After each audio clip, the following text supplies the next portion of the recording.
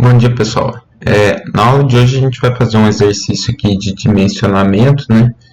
Que é comum, né, quando a gente precisa fazer algum tipo de reforço no abastecimento, tá? Então, por exemplo, a gente tem esse ponto B aqui, né, que ele necessita de uma determinada vazão, né? E aí a gente precisa aumentar a vazão que sai aqui por esse ponto B, né? E a gente começa a captar água de um outro reservatório, tá? Então, inicialmente, ele seria abastecido só por esse reservatório 1, né? E aí, com a expansão, né, aumento de demanda aqui nesse ponto, a gente faz uma outra captação aqui, né, de um outro rio, né, de um outro reservatório, e a gente precisa dimensionar qual que é o diâmetro aqui dessa adutora, tá? Então, essa aqui que é a ideia desse exercício, tá? Na prática, a gente faz alguns trabalhos desse tipo, tá? Então, o exercício ele diz que a gente precisa atender esse ponto aqui com 500 litros por segundo, né?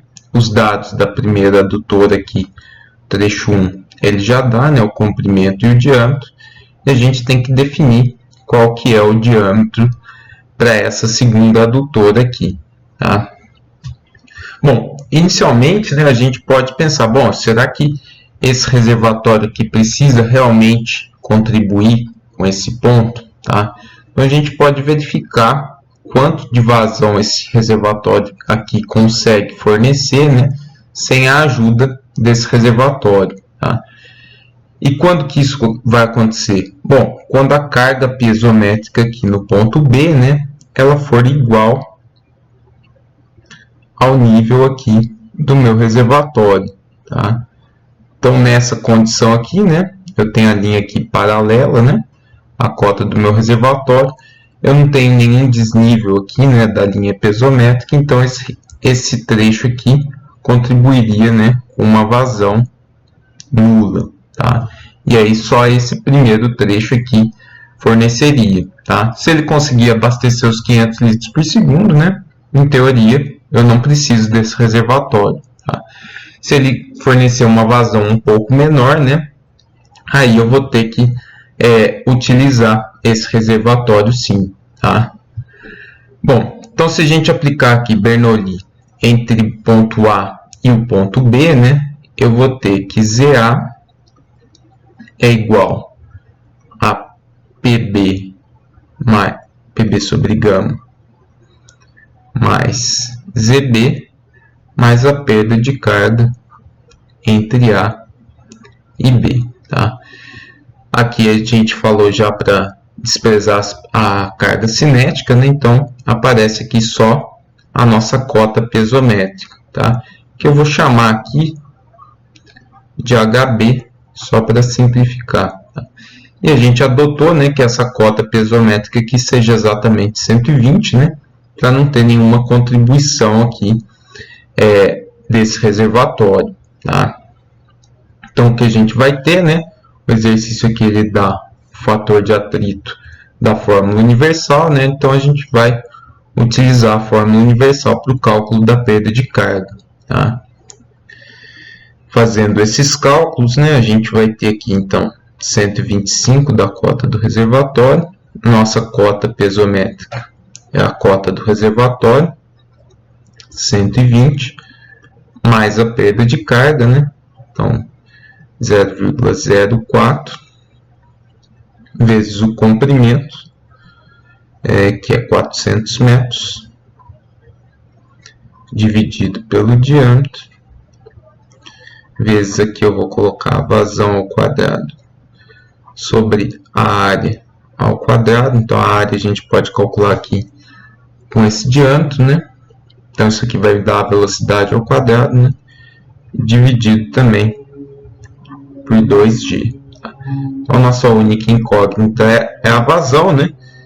Então, a vazão aqui no trecho 1, ela daria 197 litros por segundo, tá? Então, só esse primeiro reservatório aqui, né, não é possível de atender a vazão aqui a vazão exigida, né, de 500 litros por segundo nesse trecho, tá?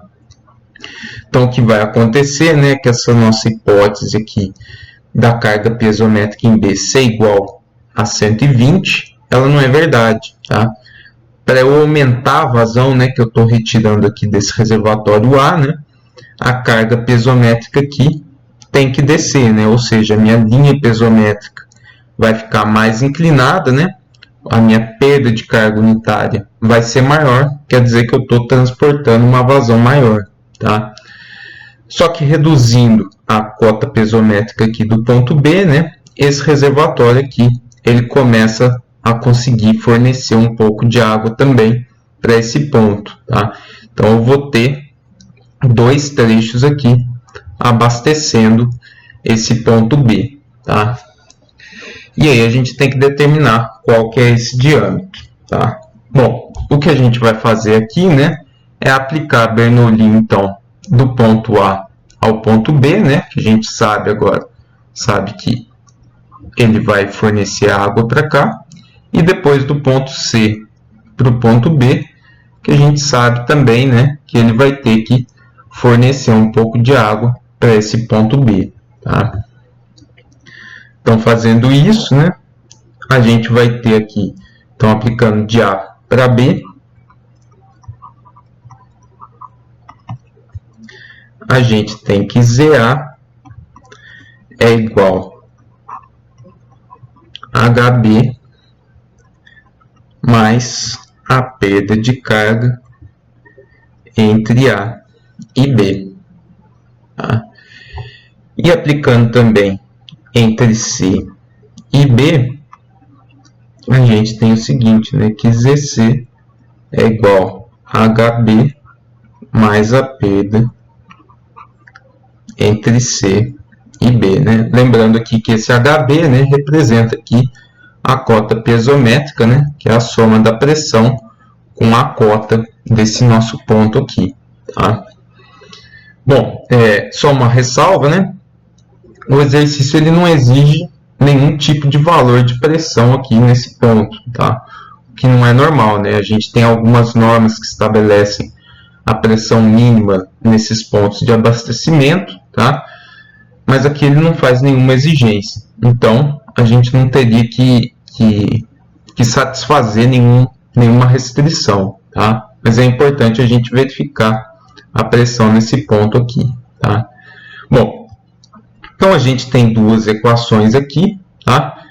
E a gente tem três incógnitas aqui, na verdade, né? Porque a gente não sabe quanto que esse primeiro trecho aqui vai estar contribuindo de vazão, quanto esse outro trecho está contribuindo de vazão e qual que é o diâmetro aqui desse trecho, tá? Então, a princípio, a gente precisa escolher um diâmetro aqui qualquer, tá? E fazer o cálculo, né, de qual que é a vazão que cada um desses trechos aqui vai estar contribuindo, tá? De novo, né, eu ressaltei aqui a questão da pressão, que isso é que vai definir aqui qual que seria o nosso melhor diâmetro, tá? Se a gente escolher um diâmetro muito baixo, a gente pode até conseguir contribuir aqui um pouco com a vazão, né? Mas a maior parte vai vir daqui, e o que vai acontecer é que essa pressão aqui vai ficar muito baixa, talvez abaixo da pressão de vapor, né? E aí, na prática, né, a gente não vai realmente abastecer esse ponto, tá? Nos cálculos a gente vai obter as vazões, né? Mas na prática isso não vai funcionar, tá?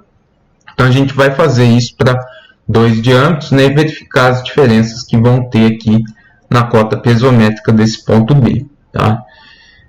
Então a gente vai ter então duas equações e só duas incógnitas, né, que vão ser aqui as nossas vazões, tá? O diâmetro a gente vai definir de acordo com a nossa escolha aqui e verificar qual que é o mais adequado, tá?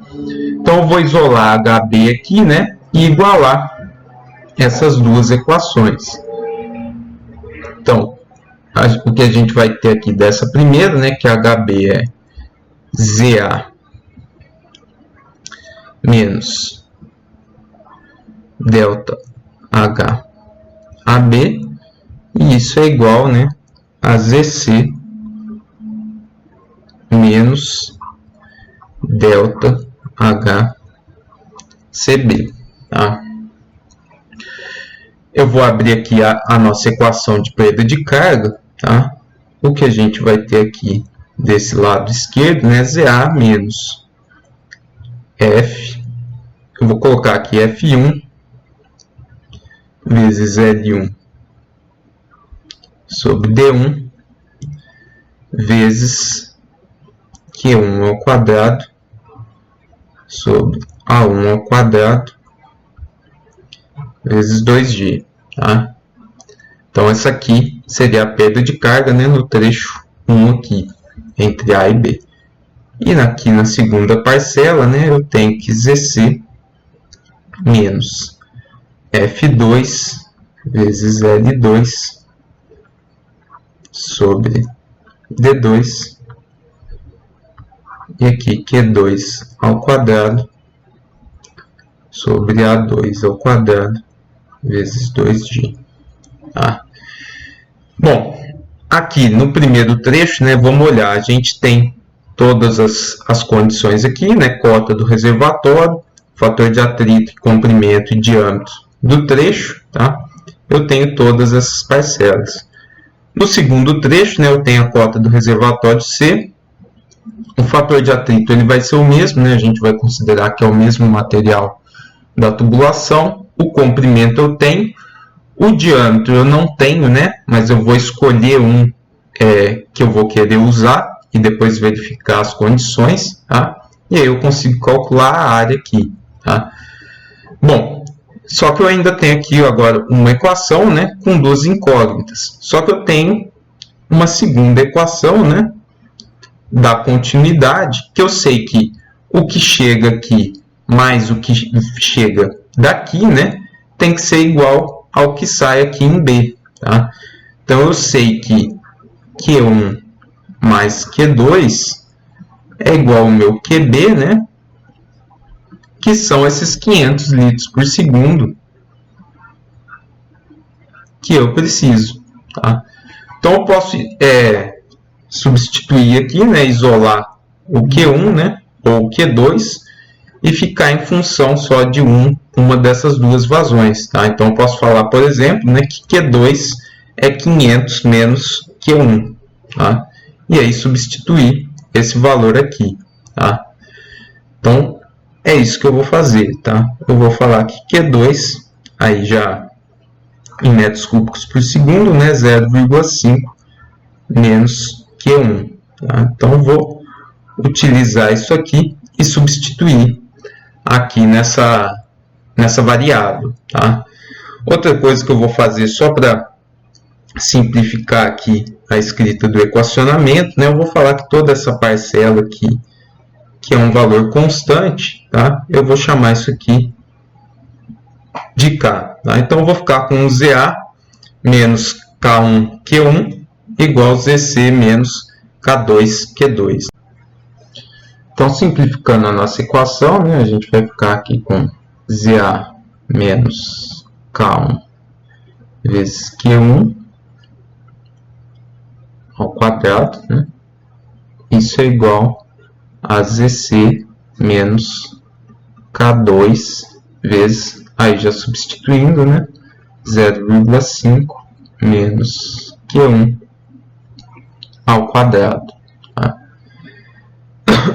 Bom, se a gente abrir isso, né, e passar tudo para um lado só, né, a gente vai ficar com ZA menos EC menos K1 Q1 ao quadrado mais K2 Q1 ao quadrado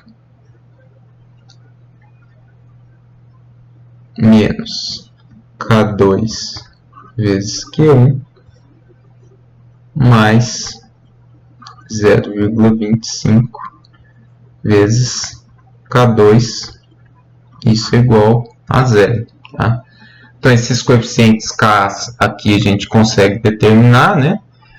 E a gente fica só como incógnita aqui a vazão, né? Para a gente resolver esse polinômio aí do segundo grau, tá? Bom, então a gente tem que escolher um diâmetro, tá? A ideia, né, é que a gente faça o dimensionamento com o menor diâmetro possível. Tá? Então a gente pode começar testando diâmetros muito pequenos, né, e verificando as condições hidráulicas do nosso sistema. Tá? Um primeiro teste que a gente vai fazer aqui é falar que o diâmetro do segundo trecho é de 100 milímetros. Tá? Então, adotando esse valor aqui, né, a gente consegue calcular o K2, o K1 a gente já calculava, tá? E com esse valor aqui, a gente vai ter que a vazão no trecho 1, ela é de 480 litros por segundo, e a minha vazão no trecho 2, ela vai ser de 20 litros por segundo. Tá? A princípio, né, olhando assim esses valores, ok, né, a gente consegue atender os 500 litros por segundo, mas a diferença aqui é muito grande. Tá? Esse segundo trecho aqui está contribuindo com uma vazão muito baixa. Tá? E aí é interessante, né, a gente verificar o que está acontecendo com a carga pesométrica no ponto B. Tá? Então, com os valores de vazão que a gente encontrou ali, né, a gente pode entrar em qualquer uma dessas duas equações aqui, né, e calcular a perda de carga, né, e, consequentemente, aqui a carga pesométrica no ponto B. Tá? Tanto faz qual das duas equações a gente vai utilizar. Tá? Fazendo isso, a gente vai encontrar que a carga pesométrica nesse ponto ela vai ser de 95,2 metros. Bom, 95,2 metros é a minha carga pesométrica, né, que é a soma aqui da cota com a pressão. Tá? Se a gente retirar aqui a cota de 99,5, né, a gente vai encontrar que a nossa pressão aqui ela é negativa. Tá? E isso não é interessante para o nosso sistema. Tá? Em algumas condições a gente pode ter pressões negativas nas tubulações, né?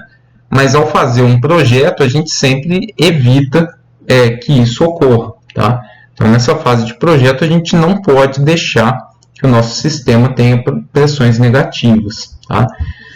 Então essa primeira tentativa aqui, né, essa primeira escolha de diâmetro, ela não é muito legal. Porque a gente vai trabalhar ali com uma pressão negativa no ponto B. Tá? E aí o abastecimento não vai ser muito adequado. Tá? Bom, a gente teria que aumentar esse diâmetro. Tá? A gente pode ir aumentando de acordo com os diâmetros comerciais disponíveis, né? Para encontrar qual que é o mínimo adequado. Eu já vou fazer a escolha aqui, né? Para um diâmetro de 300 milímetros. E aí, de novo, né, fazendo o mesmo cálculo aqui, né, resolvendo a equação aqui, agora a gente tem que a vazão no trecho 1, ela é de 324 litros por segundo, e no trecho 2, de 176 litros por segundo. Tá? Então já está um valor aqui mais equilibrado, né? Se a gente considerar que a gente está trabalhando com um diâmetro menor e que a queda aqui, né, a diferença de nível entre C e B é um pouco menor, esses valores aqui parecem mais plausíveis, tá? Mas de novo, a gente tem que verificar aqui, né, qual que é a carga pesométrica no ponto B, tá? E para esses valores aqui, a nossa carga pesométrica ela vai ser de 111,5 metros. Tá? Bom, de novo, se a gente voltar aqui, né, a nossa cota ela é de 99,5, então isso quer dizer que a gente está com uma pressão positiva, né, e uma pressão positiva aí em torno de 12 metros. Tá? Que além de ser positiva, né, ela está satisfazendo a pressão mínima requerida por norma para abastecimento de água. Tá? Então, esse diâmetro aqui de 300, ele está ok para a gente. E, a princípio, né, ele parece ser o diâmetro mínimo que a gente precisaria, né, para manter uma pressão mínima adequada ali naquele ponto, tá? Se eu quisesse utilizar um diâmetro maior, né, por exemplo, se eu quisesse manter também 400 milímetros aqui, não teria problema nenhum, tá? Eu teria um custo um pouco maior da tubulação, né, mas eu também conseguiria abastecer esses 500 litros, tá? O que iria acontecer, né, é que esse segundo trecho aqui ele iria contribuir com um pouco mais de vazão, né, que agora a perda de carga nele é um pouco menor. Eu vou reduzir um pouco a vazão que eu tiro do reservatório A, tá? E essa minha carga pesométrica aqui vai subir um pouco, tá? Então, ao invés de ter uma pressão de 12 metros aqui, eu teria uma pressão um pouco maior, tá? Bom, aí eu tenho que ponderar, né? Tudo bem que eu vou ter um custo um pouco maior, tá? Mas se o meu sistema ele tem uma tendência de aumento de demanda, né? Ele já aumentou aqui para 500 litros por segundo, e se eu sei que no futuro isso vai aumentar para 550, 600, às vezes é interessante já dimensionar isso aqui com um diâmetro um pouco maior do que o necessário para o momento atual, né? Mas que ele vai conseguir atender a esse crescimento, tá? Então, o dimensionamento, a gente tem critérios aí hidráulicos para serem satisfeitos, né? Mas a gente também tem que ponderar as características do sistema, né? E os critérios econômicos mais interessantes para a instalação.